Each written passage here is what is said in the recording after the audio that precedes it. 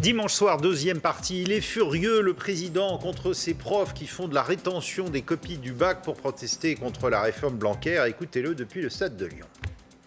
Je pense que le ministre a eu la bonne réaction. Moi, je respecte chacune et chacun. Je respecte la liberté d'opinion, la liberté syndicale.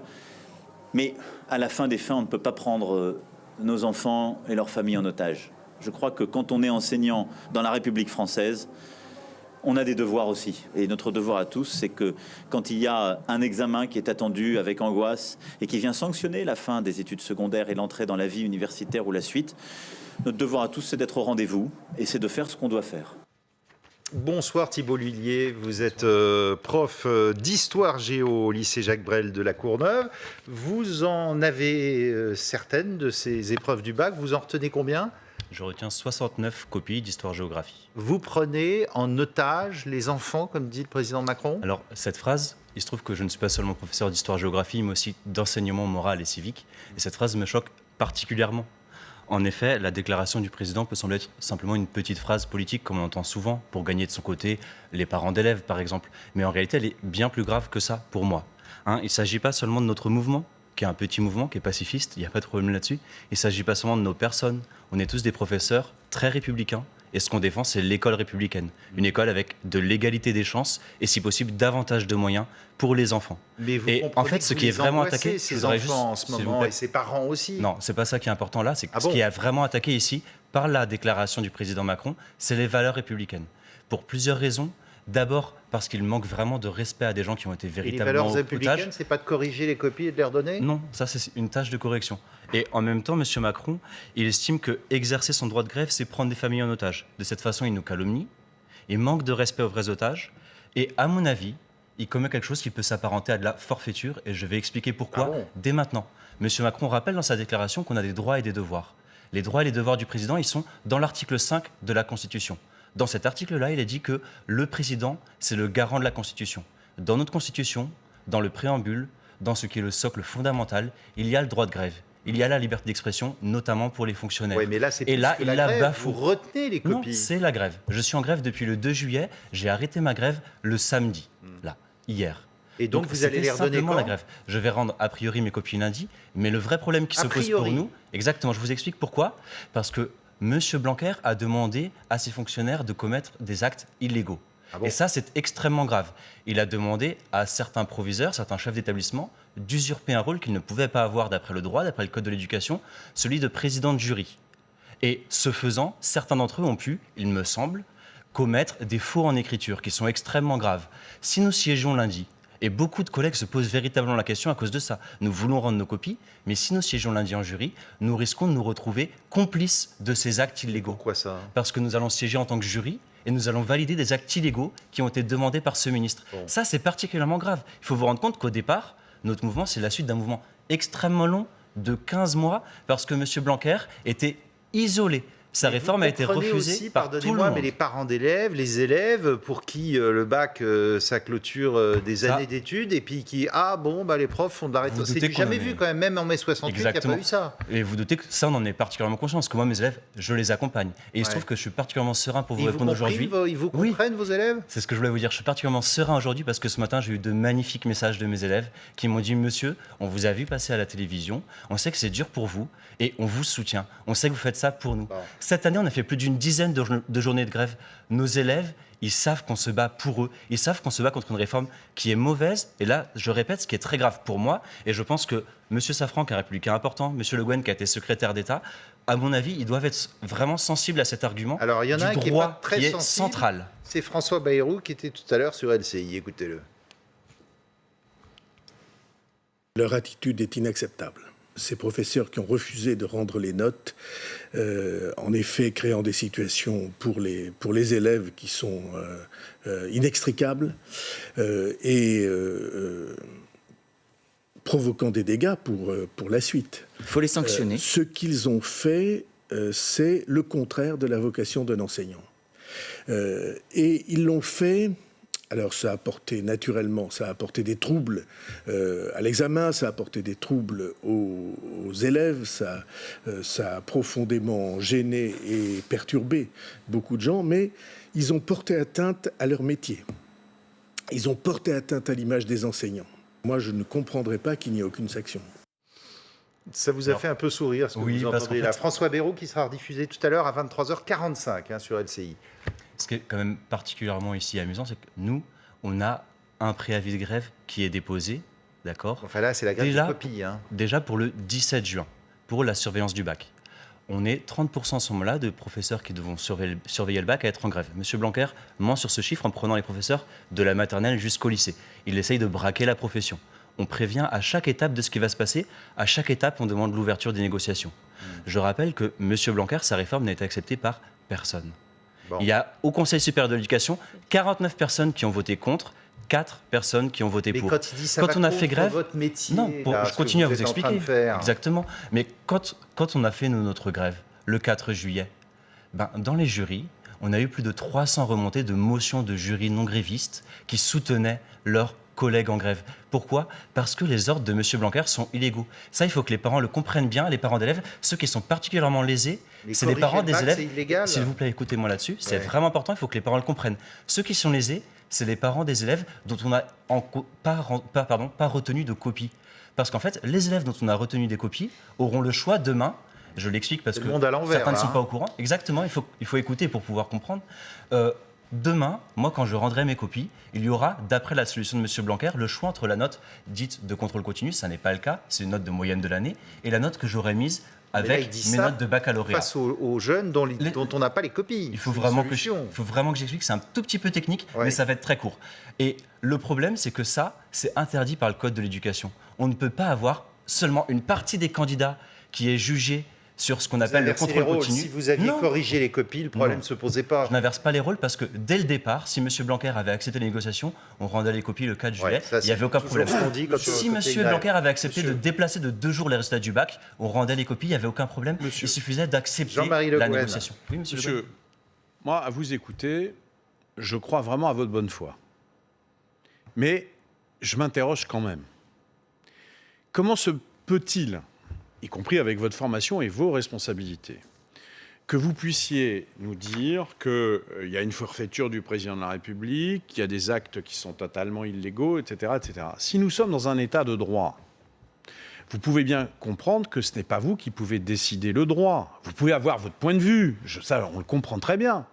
Mais si vous avez des choses à dire, vous le faites à la fois par le mouvement social que vous avez organisé depuis des mois, pas au point, j'allais dire, de vous faire entendre avec quelqu'un qui a une légitimité. Il est ministre d'un gouvernement, d'une majorité, dont on peut dire qu'on est contre. Ça, je comprends ça tout à fait. Mais enfin, on est dans une démocratie, il y a un ministre qui applique la loi et fait une réforme. L'avis dont vous parlez du Conseil supérieur de l'éducation, vous le savez, il est consultatif. Bien. Donc, si vous voulez bien, ce que je ne comprends pas dans votre attitude, mais qui n'est pas simplement la vôtre personnellement, et peut-être pas simplement celle d'enseignants, c'est aujourd'hui, on se retrouve avec des personnes qui vont jusqu'au bout dans une action, persuadées qu'elles ont le droit avec elles, au nom de principes qu'ils pensent être justes. Et vous avez le droit d'avoir vos principes. Mais il y a un moment, il faut accepter les règles du jeu. Exactement. Si vous faites grève, vous faites un mouvement social pour vous faire entendre. Si ça ne marche pas, vous n'êtes pas les seuls au monde à avoir des intentions et des revendications qui ne sont pas entendues, même aussi légitimes soient-elles. Et vous n'êtes pas les seuls. Juste pour terminer, si au plan du droit, vous employez des mots et des argumentations qui tournent très fortement, mais allez devant un tribunal administratif, faites quelque chose. Mais ne commencez pas à nous dire que vous retenez des copies parce que vous avez le droit avec vous. Ça, c'est pas possible. Je répète que je n'ai pas dit que je retenais des copies, je dis que j'étais en grève. Et ça, effectivement, j'ai le droit avec moi. J'ai le droit. Aux parents, un peu jouer sur les mots. Alors là, c'est l'école des jésuites à laquelle vous faites appel. Non, c'est l'école de la République. C'est celle qui nous dit qu'il y a un droit en République et que le droit en République, il s'oppose aux caprices du ministre. Le ministre a refusé le droit. Il n'a pas appliqué le code de l'éducation. Et ça, c'est extrêmement grave. Nous, on a appliqué le droit. Nous, on a demandé des négociations avec le ministre et lui, il a tout refusé. La FCPE aujourd'hui appelle à cette démission, la FCPE 75. Vous avez peut-être raison, mais je ne rentrerai pas dans ce débat-là. Vous avez prononcé le mot exact, le caprice du ministre. Mais en l'occurrence, le coup de boomerang absolument terrifiant que vous allez recevoir, c'est que les Français, et on va le savoir très vite avec les sondages, les Français, évidemment, dans leur immense majorité, vont considérer que c'est votre caprice. Ça dépend beaucoup de votre attitude à vous et les médias. Dès lors que vous n'avez pas donné les vrais éléments de droit, arrêtez de faire croire que c'est les médias qui font l'opinion publique. C'est pas vrai. C'est pas vrai, c'est ce que le Rassemblement national le prétend. J'attends des profs qui n'aient pas le même genre. C'est intéressant que vous citiez le Rassemblement national qui est le seul à soutenir en ce moment Jean-Michel Blanquer. Non, sa politique, on voit à qui est-ce qu'elle plaît. Le vrai problème, c'est que l'opinion publique va considérer que vous avez pris vos propres élèves en otage et que vous ne sortirez pas de ce piège. On arrête de dire otage. Hervé Guéquière, Stéphane Tapnot, on ne va pas arrêter parce que c'est la vérité. Comment est-ce que vous osez dire que vos élèves vous remercient d'avoir retenu les copies ? Parce que c'est vrai, mais vous ne connaissez pas les élèves, vous n'êtes pas à côté d'eux. Non, bien sûr, je ne les connais pas. Vous croyez qu'on n'est pas des parents ? Vous croyez qu'on ne connaît pas des enfants qui sont affolés parce que leur Parcoursup, toutes leurs procédures ensuite sont arrêtées parce qu'ils n'ont pas les résultats de leur bac ? Vous croyez qu'on ne connaît pas ces stress-là ? Mais arrêtez de dire que c'est la faute du ministre. Prenez au moins vos responsabilités. Mais je les prends, mes responsabilités, contrairement à lui qui, par des ordres non signés, demande à des fonctionnaires de désobéir à la loi. Vous menez une œuvre de sabotage. Mais pas du tout, monsieur. Ça s'appelle la grève. Mais la grève, est-ce que c'est la première fois que ça existe, rétention de copies. Il y a des moments où elle doit s'arrêter. Monsieur Roquette. Vous n'avez pas un peu de civisme ? J'ai beaucoup de civisme, c'est pour ça que je m'appuie sur le droit et sur la République. Je termine juste, ça va être court. Ce qui me choque le plus, et pourtant je sais qu'il y avait des choses choquantes dans votre propos, c'est que vous soyez enseignant de morale et de civisme, c'est ça ? Non, enseignant d'enseignement moral et civique. Enseignement moral et civique. Exactement. Et donc, vos élèves, vous leur dites, moi, je ne rends pas les copies du bac, je prends les élèves en otage, je traite le ministre de guignol, le président de la République de forfaiture. Mais comment voulez-vous que nos enfants respectent la loi ? Comment voulez-vous que nos enfants aient un minimum de respect pour les institutions quand vous vous comportez comme ça ? J'aimerais bien par contre que les journalistes respectent les faits. Vous dites des choses que je n'ai pas dites et vous ne vous reposez pas sur le droit alors que je viens de vous dire non, mais j'ai entendu vos arguments. On n'est pas là pour dire le droit, personne n'y croit. Vous n'êtes pas là pour dire le droit. Je ne dis pas le droit, je dis j'ai les articles de droit avec moi. Mais votre lecture du droit est sympathique, mais laissez les juges lire le droit. Pourquoi vous lisez le droit ? Moi, je vais le lire aussi. Pourquoi est-ce que je lis le droit, pardon ? Mais vous le lisez pour essayer de le comprendre, monsieur. Un ministre demande des actes illégaux. Et ça, on veut le comprendre. Mais c'est pas vous qui décidez si un acte est illégal ou pas. Il y a des magistrats. Non, c'est la loi. On vous a appris ça quand même à l'école. Mais c'est la loi. Bon. Il faut s'appuyer sur la loi en République. Et nous, on insiste là-dessus. Nous sommes républicains. Pas automatiquement. Il faut qu'il y ait des juges. Allez, Marie-Ève Mallet. Évidemment. Qui est-ce qui prend le risque ? Monsieur Blanquer fait prendre le risque à ses proviseurs, à ses chefs d'établissement. C'est pas lui qui retient les copies du bac, quand même. Il ne faut pas inverser les rôles.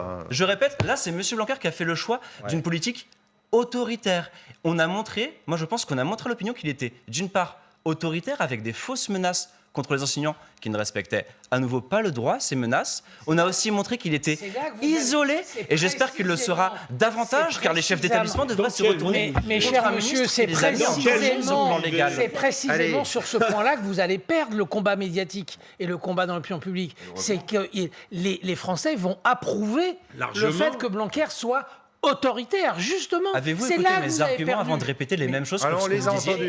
On les a entendus. Marie-Ève. On n'est pas obligé d'être d'accord avec vous non plus. Il faut argumenter pour être en désaccord. En politique, il y a les faits, il y a le juridique, et puis il y a aussi l'interprétation que les gens en font. Et les gens, ils voient tous les ans, il y a le bac, on connaît des gens, on a des enfants qui passent leur bac. Et là, vous avez décidé un mouvement, avant que Blanquer contourne votre mouvement, et c'est ça qui vous ennuie, dans lequel vous avez dit aux élèves qui passaient le bac, eh ben nous, on ne corrigera pas vos copies, on rentre dans un rapport de force avec un ministre, on fait notre caprice, parce que je trouve que vous avez un vocabulaire un petit peu puéril en disant il fait un caprice, eh ben non, c'est lui qui a commencé, c'est pas nous, c'est pas notre faute. Honnêtement, mon vocabulaire était très juridique et très peu puéril, par contre. Votre attitude, je la trouve un petit peu puérile. Je suis désolée, c'est mon opinion et ça restera la mienne. J'en suis libre et c'est pas une question de droit. Quand vous dites que le ministre fait un caprice, que le président est dans la forfaiture et que vous, c'est pas votre faute parce que c'est le ministre qui a commencé, je trouve que c'est un petit peu puéril. Bon. Je répète qu'on défend vraiment les chances des élèves. Madame a dit que le bac est important et on est tout à fait d'accord là-dessus. Et alors, le bac que va construire les élèves qui passaient leur bac en leur disant on corrigera pas et attendez 2 jours. On a fait un mouvement social qui dure depuis quasiment 15 mois. Et vous interdisez au ministre et pourquoi est-ce qu'on ne s'est pas fait entendre?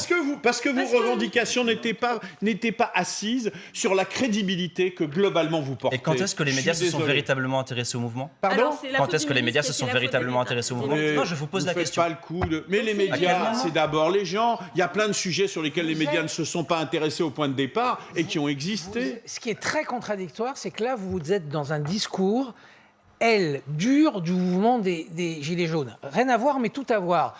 On s'est fait entendre parce que la violence, jusque-là, on ne s'est pas fait entendre. On se fait entendre parce que les copies du bac. Mais c'est inacceptable comme façon de raisonner. C'est inacceptable. Le parallèle vous faites entre, d'une part, des copies de bac qui voulaient être retenues un jour de plus, d'autre part, par le droit de grève constitutionnelle, et d'autre part, de la violence et des prises d'otages. Moi, ça me choque. Vraiment. D'entendre ce parallèle-là entre de la violence. Ce qui ne me rassure pas. Et moi, j'espère que vous ne l'êtes pas parce que ça me rassurerait beaucoup. Ça me rassurerait que vous ne le soyez pas. Véritablement. On l'espère et on vous remercie beaucoup, Thibault Lhuillier, professeur. J'ai bien été compris par les personnes qui écoutent. Géo au lycée Jacques Brel de la Courneuve. Merci beaucoup, en tout cas, d'être venu donner votre argument. Et donc, on espère que vous allez redonner les copies demain. Peut-être. Vous m'avez écouté, c'est très bien. C'est parfait. Merci à vous.